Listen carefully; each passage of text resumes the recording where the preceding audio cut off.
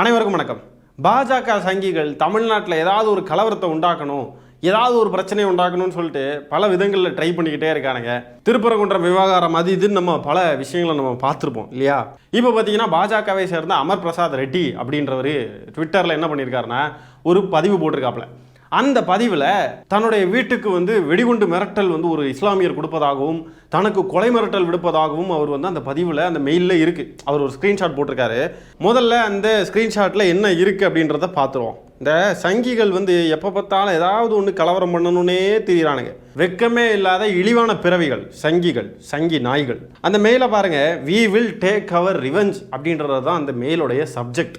சில பேர் சொல்கிறாங்க இப்படி ஒரு மெயிலே வரல அவருக்கு, இந்த மெயில் லோகோலாம் ஃபேக் அப்படின்னு சொல்கிறாங்க. அந்த மெயில் லோகோ பழைய மெயில் லோகோ, புது ஜிமெயில் லோகோ வேறு மாதிரி இருக்கும். அது சில கலர்ஸ்லாம் ஆட் ஆகியிருக்கும், க்ரீன் ரெட் அது இதுன்னு எல்லாம் கலந்துருக்கும். இது பழைய மெயில் லோகோ, ஜிமெயிலை அப்டேட் பண்ணிட்டாங்க அப்படின்னு சொல்கிறாங்க. ஆனால் ஆக்சுவலாக என்னென்னு பார்த்தீங்கன்னா ஐஃபோனில் அந்த மெயிலை நம்ம பிரிண்ட் எடுக்கணும் அப்படின்னு சொல்லிட்டு பிரிண்ட் அப்படின்ற ஆப்ஷனை கொடுத்தோன்னா இப்படி தான் வருது. நான் ட்ரை பண்ணி பார்த்தேன், எனக்கு ஒர்க் ஆச்சு. ஆக்சுவலாக இப்படி தான் வருது. இந்த ஸ்க்ரீன்ஷாட்டுன்றது உண்மை தான், இவருக்கு வந்திருக்கிற மெயிலும் உண்மைதான். ஆனால் அனுப்பின ஜிமெயில், அனுப்பியிருக்கக்கூடிய நபர் அப்படின்றது இவங்களுக்கு அனுப்பிக்கிட்ட மெயில்.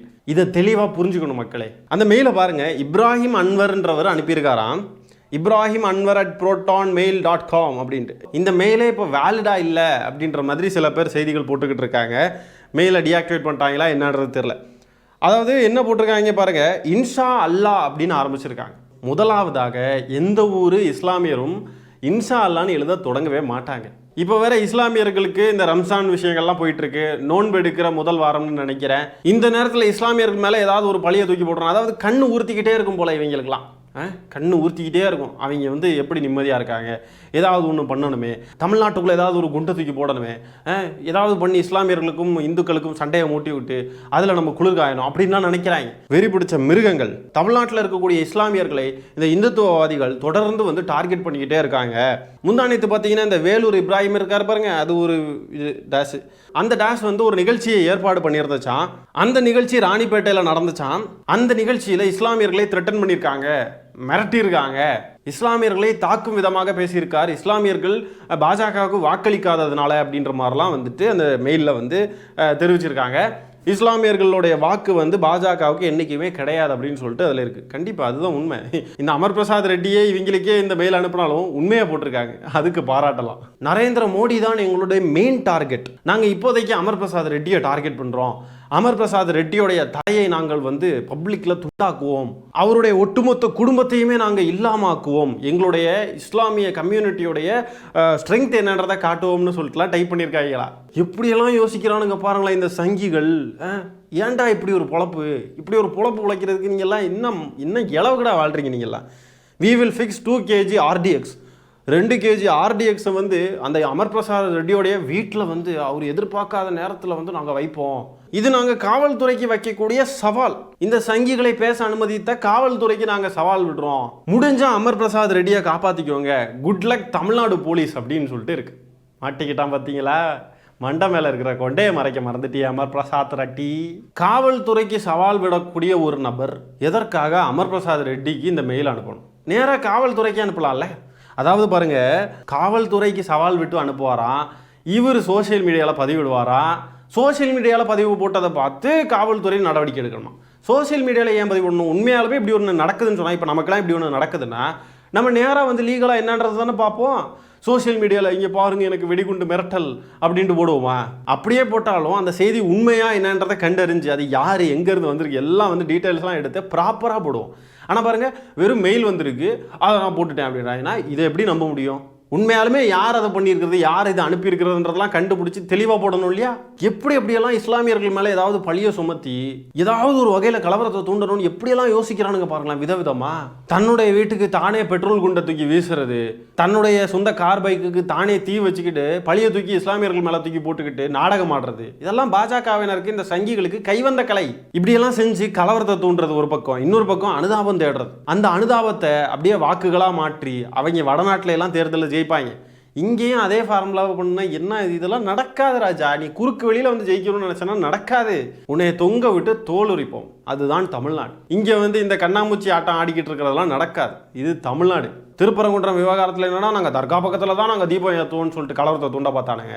இப்போ பாருங்க, வெடிகுண்டு மிரட்டல் வந்திருக்கு, எனக்கு ஐயோ என்னை காப்பாற்றுக்க, எனக்கு இப்படிலாம் அனுப்புகிறாங்க பாருங்கன்னு சொல்லிட்டு எவ்வளோ ஓப்பனாக இறங்கிட்டானுங்க பாருங்க. ஒருவேளை இந்த மெயில் வந்து பொய்யாக இருக்கும் பட்சத்தில், இவங்களுக்கு அனுப்புனதாக இருக்கும் பட்சத்தில் இந்த நபருக்கு கடுமையான தண்டனை வழங்கணும். தேர்தல் நேரத்தில் வேணும்னே தமிழ்நாட்டில் ஒரு பதற்றமான சூழ்நிலை உருவாக்கணும் அப்படின்னு சொல்லிட்டு வெக்கமே இல்லாமல் கொஞ்சம் கூட என்ன இதில் தான் சோத்தை தான் திங்கிறாங்க, என்னத்தை தான் திங்கிறானுங்கன்னு தெரியல. எல்லாரும் நிம்மதியாக இருக்கிறது இவனுக்கு பிடிக்கல போல. எதையாவது ஒன்று தூக்கிக்கிட்டு வரானுங்க புதுசா. எவ்வளோதான் தமிழ்நாட்டில் அடி வாங்கினாலும் திருந்த மாட்டேங்கிறானுங்க பாருங்களேன். அதே மாதிரி தான் இருக்கானுங்க, அதே ஃபார்முலா, அதே மாதிரி இஸ்லாமியர்கள் மேலே பழிய தூக்கி போடுறது, கிறிஸ்தவர்கள் மேலே பழிய தூக்கி போடுறது. இந்த அண்ணாமலை பார்த்தீங்கன்னா சமீபத்தில் இப்போ தான் அம்பலப்பட்டாப்புல. மைக்கேல்பட்டி விவகாரத்தில் அந்த பொண்ணை வந்து மதமாற்றம் செய்ய ட்ரை பண்ணாங்க, அது இதுன்னு சொல்லிட்டு உருட்டி தமிழ்நாட்டில் ஒரு பதற்றமான சூழ்நிலையை அப்போ உண்டாக்கிக்கிட்டு இப்போ அப்படி ஒரு மதமாற்றமே நடக்கலைன்னு சிபிஐ சொல்லிட்டாங்க. வேறு காரணங்களுக்காக அந்த பெண்ணை வந்து தற்கொலை செய்ய தூண்டி அந்த பெண் தற்கொலை பண்ணியிருக்காங்கன்னு சொல்லிட்டு வெளிப்படையாக இப்போ சொல்லிட்டாங்க சிபிஐ. இவ்வளோ அம்பலப்பட்டாலும் இவனுங்க திருந்த மாட்டேங்கிறானுங்க பாருங்க.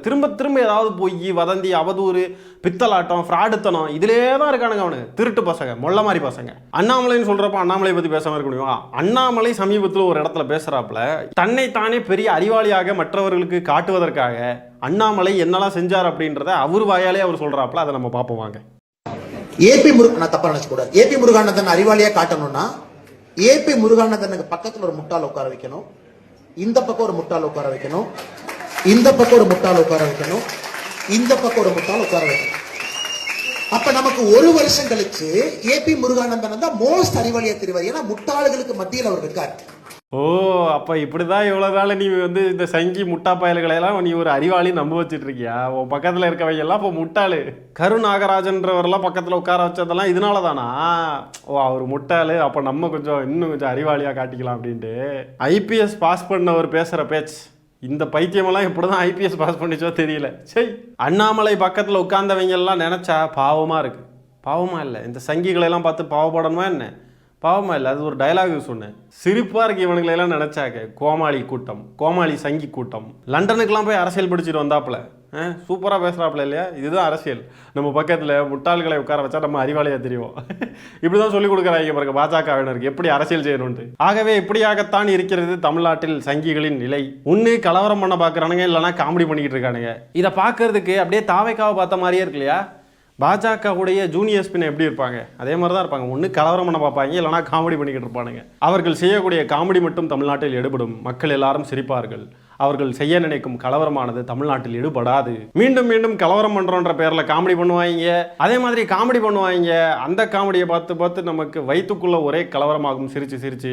இதுதான் சங்கிகளும் சங்கிகளுடைய அடிமைகளின் நிலைமையும். சரி மக்களே, இந்த காணொளியை நான் இத்துடன் நிறைவு செய்து கொள்கிறேன். நன்றி, வணக்கம்.